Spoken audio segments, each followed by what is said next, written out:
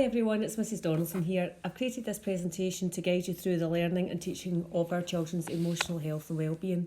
Alongside this presentation there's an accompanying letter detailing how children learn to feel and discover who they are. This is based on the research of the psychologist Alan McLean. As you may be aware, over the last few years here at Carmunnock Primary, we've been working in partnership with the psychologist Alan McLean. His research into the sources of self-motivation and well-being from the last 20 years is outlined in his 4 books. As well as this, he's developed a framework designed to encourage self-reflection and develop an insight into how others affect us and how we affect others. We've been successfully using this framework in our classes over the past few years to develop our children's emotional intelligence and well-being. And today I'd really like to just show you the framework just so you can have an understanding of what the children are seeing in school, and also with home learning going on just now, you could possibly use it at home as well as an add-on to the things that the children have got for health and well-being from school. So, happiness very much is a state of mind. Emotions aren't like senses. We're not born with a preset of emotions. We learn our emotions through our experiences and our interactions with other people. And you've probably all heard the phrase, think positively, and this is something that we try to do with our children in school. You'll see from the daily health and wellbeing activities that I've been posting, all the kind of activities are very much based on the children becoming more resilient, trying their best, trying again, and thinking positively. And it really does have a much more positive impact on the children. So the framework we use is progressive. It starts from infants and it goes right through to primary 7 and beyond. So at the beginning of the phase, you will see infants. If you read the accompanying letter first, it kind of describes to you how children learn to feel. So from newborns to primary 2, they're noticing their first feelings, whether they're happy, whether they're sad, and their vocabulary is really quite limited. So into the second phase, we are talking about primary 3 and primary 4. Children are starting to learn to regulate their emotions themselves. They realise that other people have emotions too, and that the way other people act has an effect on them, and the way they act also has an effect on others. It's very much when they start to learn the kind of pecking order within the class. Infants tend to believe they're great at everything because obviously teachers and parents would tell them that's wonderful, that's brilliant, and they really do believe that. But when the children get up to primary 3, 4 and 5, they start to realise that actually other people are really good at things too. And this is when they maybe start to doubt their own self-worth, maybe have a couple of wee wobbly moments.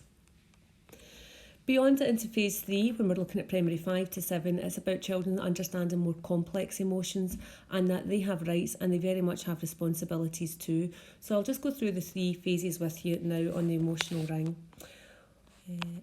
Okay, so you'll see phase 1. So this is the kind of emotion words we would use with our infants. So we've got up at the top of the circle, you can see, looking at the kind of purple section first, we've got joy, curiosity and excitement. We've got playfulness in the green section, contentment and kindness. We always talk about the top of the ring as where our kind of more positive emotions are. Down at the bottom in the grey, you'll see frustration, angry and disgust. And in the blue corner, you've got lonely, sad, afraid and shy. And these are emotional words that we will use with the infants rather than just saying they're happy or they're sad. You'll also notice there's spirals when we're looking at the rings. So we've got 2 spirals in our rings here. One is when we are good to other people, and the other ring is when we are good to me. And you're really looking to have a balance of this, because when they become out of kilter, as we go through the presentation, you'll see how these moods will affect you. So if you look at this one here, you can see the 2 rings. We've got valuing others and valuing self at the top. So when you've got the 2 rings in a good balance, it means you're in a really good place emotionally. So in phase 2, you'll see there's other words coming out here as well. Confident, proud, bold, enthusiastic and determined. In the green section, belonging, trusting, thankful and responsible. Down at the bottom, bored, envious, hatred and guilt as well. So you'll see at the bottom, when you've got too much of one side of the ring or too much of the other, your emotions are really out of kilter. And in phase 3, we've got fulfilling your responsibilities and asserting your rights. So value, admiring and hopefulness up in the purple section. Over here in the green, being pleased for other people, compassion and forgiveness. And down at the bottom, gloating, arrogance, entitled, resentful, contemptuous, spiteful, self-doubt, overwhelmed, ashamed, humiliated and ignored.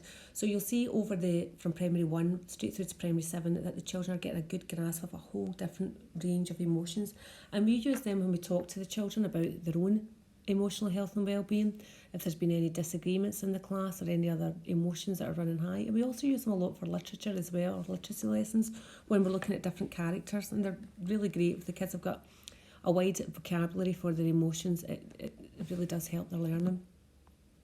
Okay, we split these into 4 sections. We have these every morning in each class where the children will come in and they'll do a little emotional check-in with us.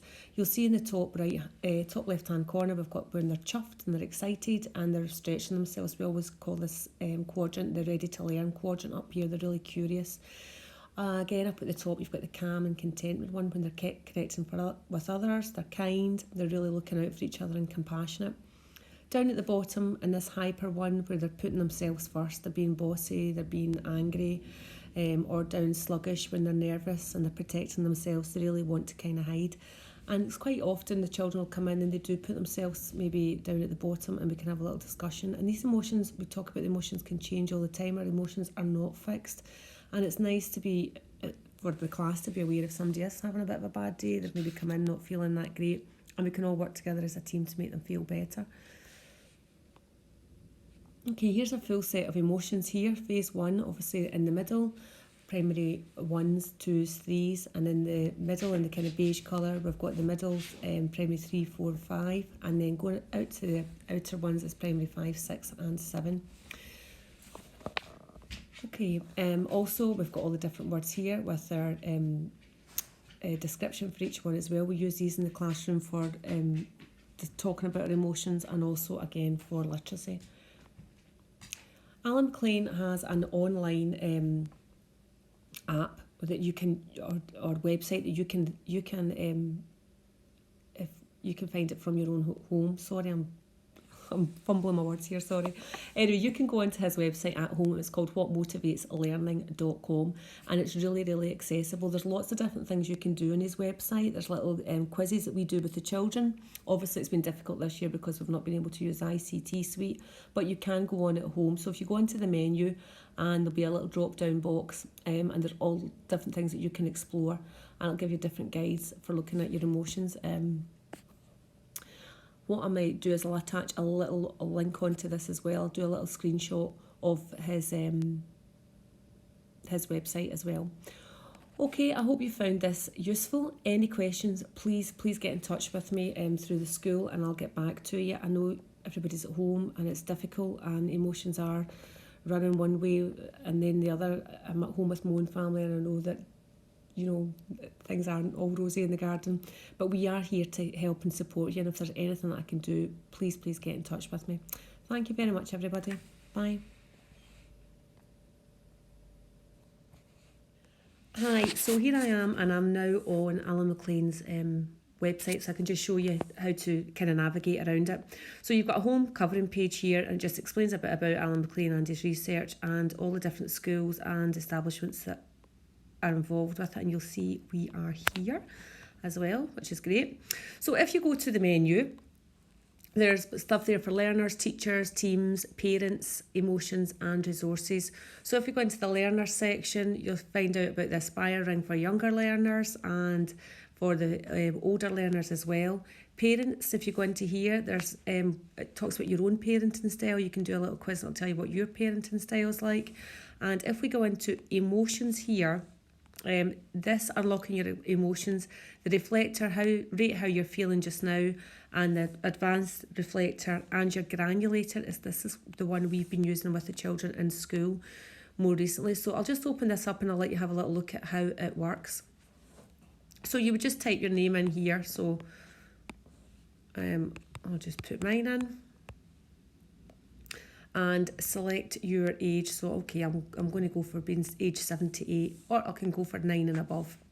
Okay, so as you'll see, it says choose the most accurate word for emotion when we feel we make a fool of others. And so it's basically what the granulator is asking you to do, is it gives you a description of a word, and you've got to think what that word could be. So feel we are made a fool of in front of others, would you be embarrassed, upset, angry, admired, confident, humiliated, or horrible. So a full of, I'd probably say you would be embarrassed. Okay, so there's not really so much right and wrong answers here. The children go through it and they'll answer all different questions, and it'll tell them where they have a greater understanding. So you'll see some of them, they'll score higher and they're getting it bang on, they know what that word means.